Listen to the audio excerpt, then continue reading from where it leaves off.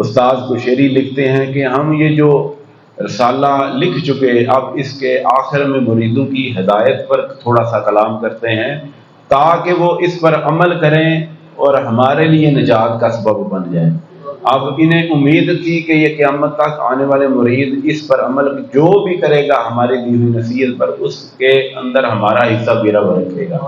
کیونکہ یہ صدقہ جاریہ ہے۔ اچھی بات کو آگے پہنچا دینا صدقہ جاریہ ہے، اسی طرح کسی برائی کو آگے پہنچا دینا، وہ جتنے لوگوں کی نظر سے گزرتی ہے، گانے باجے جو ہیں یہ آگے گزار دینا، اور اسی طرح دیگر جو ہیں چیزیں وہ آگے گزارنا، اور جتنے لوگ سنتے ہیں، جتنے لوگ آگے گزارتے ہیں، وہ سارے اسی بندے کے کھاتے میں گناہوں کا اضافہ کر رہے ہوتے ہیں، حالانکہ اس نے ایک دفعہ گناہ کیا ہوتا ہے۔ اس طرح کوئی نیکی بھی اچھے کام پر اگر کسی کو لگا دیتا ہے، نعت شیئر کر دیتا ہے، اگر قرآن کی آیت جو ہے وہ سینڈ کر دیتا ہے، اسے جتنے بندے سنتے جائیں گے اس بندے کی نیکیوں میں بھی اضافہ ہوتا چلا جائے گا، حالانکہ اس نے وہ نیکی ایک دفعہ کی۔ تو اس معاملے میں فرماتے ہیں امام قشیری، یہ لکھتے ہیں کہ یہ جو اصول ہیں یہ میں اپنی طرف سے نہیں دے رہا، یہ جو ہدایات ہیں یہ میں اپنی طرف سے نہیں دے رہا، بلکہ صوفیاء کا اس پر اجماع ہے۔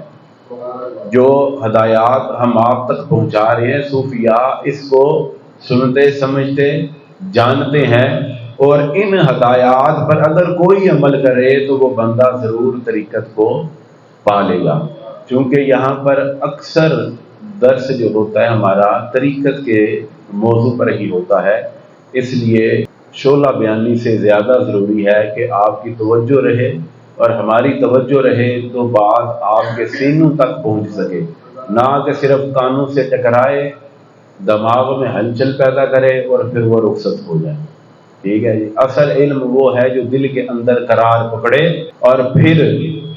دل کے اندر نور پیدا کرے، اور پھر اس نور سے بندہ راستہ تلاش کرے، اور جب اس راستے پر چلے تو پھر اسے وہ راستہ صاف صاف گنبد حضرت کی طرف جاتا دکھائی دے۔ تو یہ علم کا اصل ہے۔ اس سے علم سے مراد یہ ہے کہ بندہ اللہ کا بندہ بن سکے، ورنہ معلومات کی کثرت اس وقت بہت زیادہ ہے، علم والوں کی قلت ہے۔ یہ بات ضرور یاد رکھیے گا۔ فرماتے ہیں کہ طریقہ صوفیاء میں مرید کے لیے سب سے پہلی ضروری ہدایت جو ہے وہ یہ ہے کہ سچائی کا دامن تھام لے، تاکہ وہ اس رستے میں ایک صحیح اصول کی بنیاد فراہم اسے ہو سکے۔ کیونکہ صوفیاء فرماتے ہیں جن لوگوں نے صحیح اصول نہیں اپنائے وہی لوگ ہیں جو اس راہ میں محروم رہے ہیں۔ یعنی کہ تصوف میں جن لوگوں کو خیرات نہیں ملی، بیعت ہونے کے بعد جن بندوں کا معاملہ نہیں کھلا، ایک ہم سنتے ہیں کہ جناب علی ایک مرید پر ایک شیخ نے توجہ فرمائی، اس نے حضور کا دیدار کر لیا، فلاں کو اللہ کا دیدار ہو گیا، فلاں نے جناب علی معاملات یوں طے کیے کہ ملکوت تک کا سفر طے کر لیا، بعض نے جبروت کا سفر طے کر لیا، بعض کی نظریں لوح محفوظ تک پڑھنا شروع ہو گئی ہیں۔ جی یہ ساری چیزیں ہم سنتے ہیں مگر ہمارے اندر کچھ نہیں۔ ہم جب اس پر فوکس کرتے ہیں ان باتوں پر تو پھر ایک بے چینی پیدا ہو جاتی ہے ہمارے اندر کہ یہ جو باتیں ہیں یہ سچی بھی ہیں کہ نہیں۔ یہاں پر اعتراض اٹھتا ہے، پھر آگے جا کے بندے کے عقیدے میں بھی فرق آ جاتا ہے کہ وہ یہ سمجھتے ہیں کہ یہ جو باتیں ہیں ہم نے بڑے بڑے لوگوں سے سنا، جو عقل رکھنے والے شعور رکھنے والے لوگ ہیں، وہ یہ کہتے ہیں کہ یہ کتابی باتیں ہیں، یہ کتابی باتیں ہیں، حالانکہ اس کی وجہ یہ ہے کہ ان بندوں پر واردات نہیں ہے۔ واردات قلب جس بندے کو نصیب نہیں، وہ محروم ہے اس بات سے کہ اسے واردات قلب بھی میسر ہوں، تو اس کے لیے کہنا کہ یہ باتیں کتابی ہیں یہ کچھ محال نہیں، کیونکہ اس بندے نے دیکھا ہی کچھ نہیں، سمجھے ہی کچھ نہیں، اس بندے بیچارے کو حاصل ہی کچھ نہیں، وہ اندھے کی مثل ہے۔ وہ اگر کہے کہ ہر طرف اندھیرا ہے تو اس سے کیا جھگڑنا، اس سے کیا لڑنا، مگر کوئی دیکھنے والا کہے کہ سامنے کچھ نظر نہیں آتا تو یہ جھوٹ ہے، یہ جھوٹ ہے، اور جھوٹ احد اللہ بولتے نہیں، اس لیے وہ سچ بولتے ہیں جو انہیں نظر آتا ہے۔ تو جو لوگ طریقت میں بیعت ہونے کے بعد، منازل پر چلنے کے بعد، اپنے مشائخ کے دیے ہوئے وظائف پڑھنے کے بعد اور راتوں وظائف کرنے کے بعد، چلہ کشی کرنے کے بعد، نفس کو زیر کرنے کے بعد بھی راستہ تلاش نہیں کر سکتے اور انہیں وہ واردات، وہ مشاہدات حاصل نہیں ہوتے، حتیٰ کہ ساری زندگی 1% مشاہدات کا حاصل نہیں ہوتا جو مشاہدات حضرت بابا فرید کو ہوئے، جو حضرت نظام الدین اولیاء کو ہوئے، جو حضرت والی ہند کو ہوئے، جو حضور داتا گنج بخش کو ہوئے، جو امام بشیری کو ہوئے، تو وہ اس سے دل برداشتہ ہو کے کہتے ہیں کہ ان کے اندر اثر کوئی نہیں، حالانکہ وہ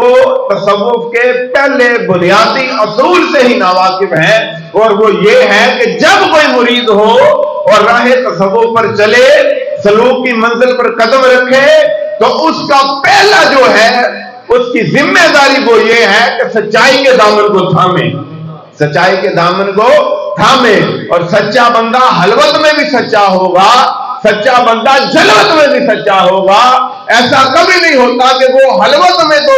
جھوٹا ہو اور جلوت میں سچا ہو۔ نہیں سمجھائیے آپ کو، جیسی بندے کی اصل صحبت ہے ویسی ہی اس کی دوسری صحبتیں ہیں، یعنی کہ حلوت میں وہ بندہ جس طرح کی صحبت کو پسند کرتا ہے، حلوت میں کس طرح کی صحبت ہے؟ حلوت میں وہ انٹرنیٹ کی صحبت میں ہے، حلوت میں وہ اپنے نفس کی صحبت میں ہے، حلوت میں وہ اپنے محبوب دوست کی صحبت میں ہے،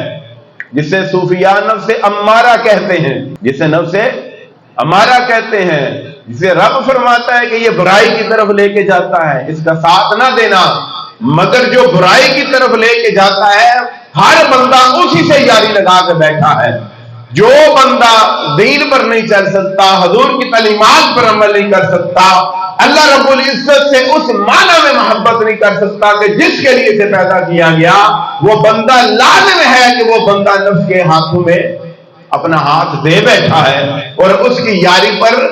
راضی ہو بیٹھا ہے۔ یہی ایک وجہ ہے کہ وہ اپنے اندر کوئی تبدیلی محسوس نہیں کرتا، اگرچہ اسے بیعت ہوئے 25 سال ہو گئے، 20 سال ہو گئے، 30 سال ہو گئے، کیونکہ وہ جلوت کا تو مومن ہے، وہ حلوت کا مومن نہیں،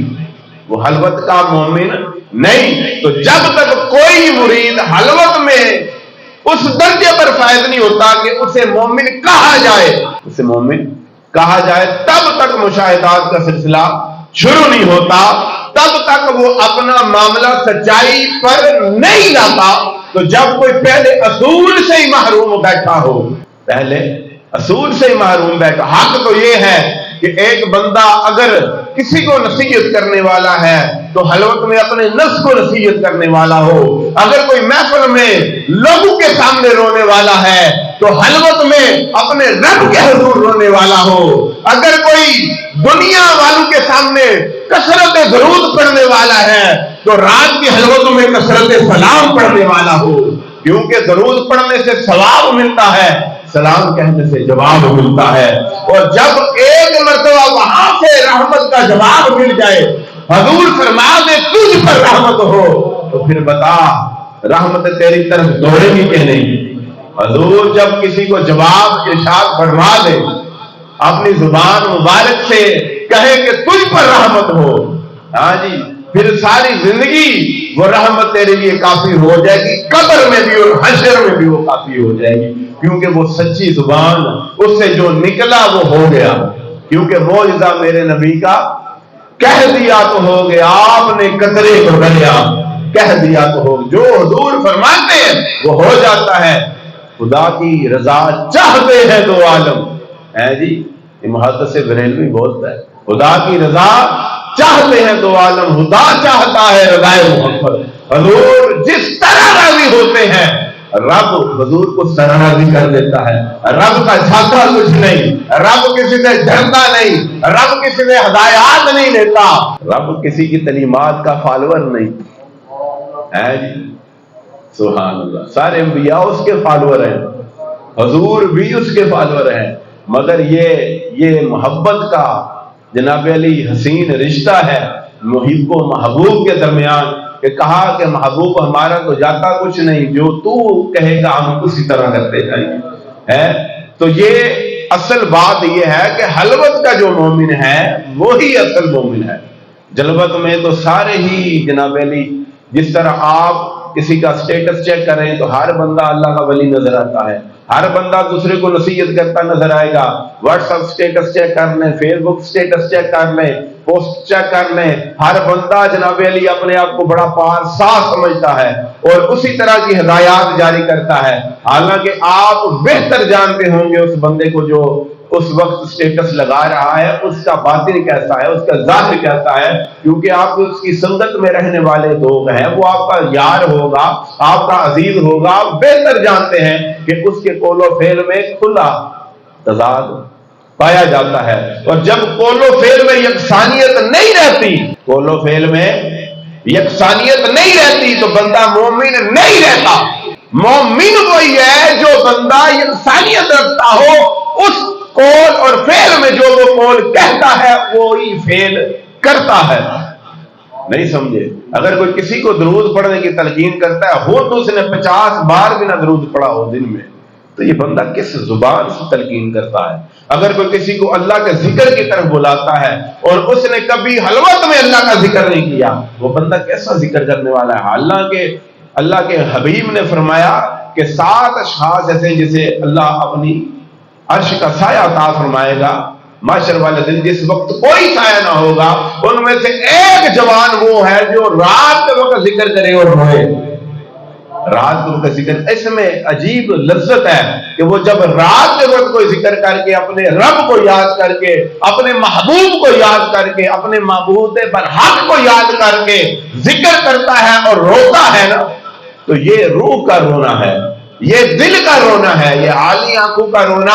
نہیں، دل کا رونا اور ہوتا ہے۔ اور جب کوئی رات کو آہ بھرتا ہے اپنے محبوب کے لیے تو وہ آہ سچی ہوتی ہے، وہ آہ سچی ہوتی ہے۔ مولانا روم فرماتے ہیں کہ 1000 سجدے کرنے والے،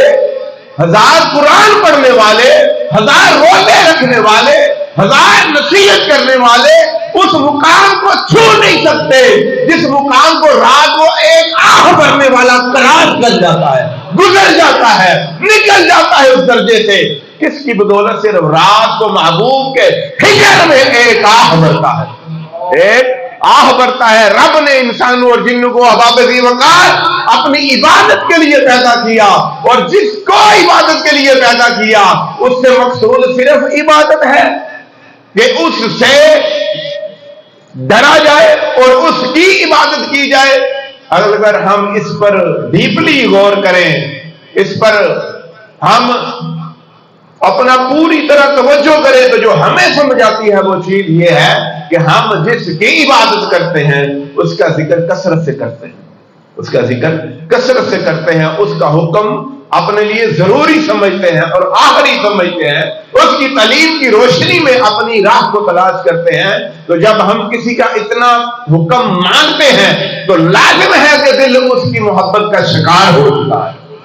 دل اس کی محبت کا شکار ہو چکا ہے۔ اور صوفیاء فرماتے ہیں کہ جب کسی بندے کا دل رب کی محبت کا شکار ہو جائے تو وہ یہ نہ کہیں کہ مجھے رب سے محبت ہوئی، وہ یوں